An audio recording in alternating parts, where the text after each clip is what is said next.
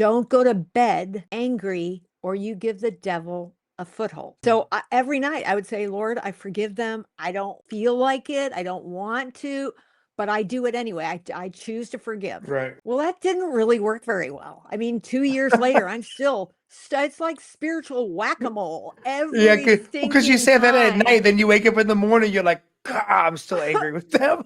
Exactly. Exactly. Yeah. So I'm No, like, I Lord, can relate. yep. I'm like, Lord, I need to be able, because there's another scripture and I don't know where it is, but it says you need to forgive from the heart. Okay. So I'm like, Right. Lord, how do I do that? Because I'm failing miserably. And the first thing he did was just whisper to my heart, your battle is not with flesh and blood. So I'm like, okay, Lord, could you expand on that for me?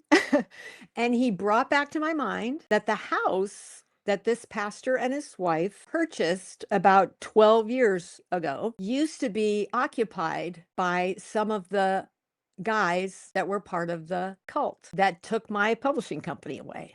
And I'm like, okay, all right, this is fishy. This, okay. So I started like, Lord, help me review kind of what happened to me that shoved me out and then what happened to Ross. I need to see this clearly because this is a little freaky. And well, the minute they got Wine Press out of my name and into theirs, April 1st, April Fools, 2010, they immediately, with no notice, cut my pay in half. The pastor and his wife and elder board, right after everybody voted on the merger, they cut his pay in half without any notice. And I'm like, okay, this is just a little too uncanny here. Then I looked and I said, what's the next one?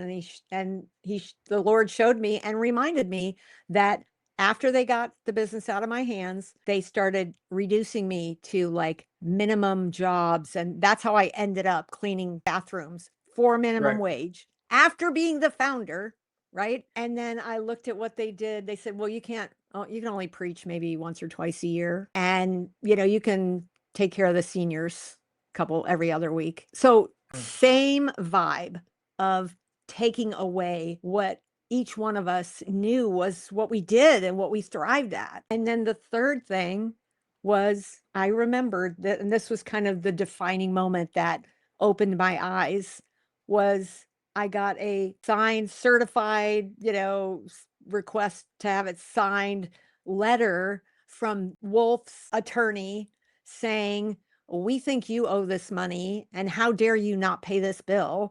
It was like use tax. When you move a company from one person to another person, they have to pay like sales tax, only it's called use tax. And they were trying to pin that on me. Like, no, that was for them. But I was like, I was trying to figure out how to do it because I was sure they shamed me into thinking I owed that. And so I got that letter from the attorney saying, if you don't do this within whatever period of time, we're going to have to take legal action. And I'm like, wait a second. Isn't there something in the Bible that says you don't sue a brother? Right. I'm like, okay, so that was like the beginning of the end for me.